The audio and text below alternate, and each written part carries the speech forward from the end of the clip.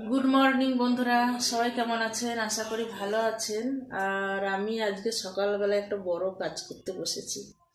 তো চলুন আপনাদেরকে দেখাচ্ছি আমি কি করছি। আর রান্না বান্না আমার হয়ে গেছে সকালবেলায়, বরকে দিয়ে দিয়েছি, ছেলেকেও দিয়ে দিয়েছি।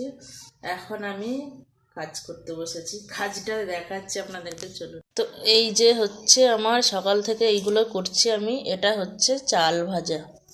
আমি এমনি কড়াইতে চালটা ভেজেছি, বেশি বড় বড় হয় না। আর চালের সাথে আমি এখানে কি কি ভেজেছি দেখাচ্ছি। এটা হচ্ছে মসুর ডাল ভেজেছি, এটা হচ্ছে বিউলি ডালে খোসা শুদ্ধ, সেটা ভেজেছি। আর এখানে আছে মটর, কাঁচা মটর, এটা ভেজেছি। এখানে আছে বাদাম, কাঁচা বাদাম। আর এখানে আছে ছোলা। আর এটা আছে গোলমরিচ।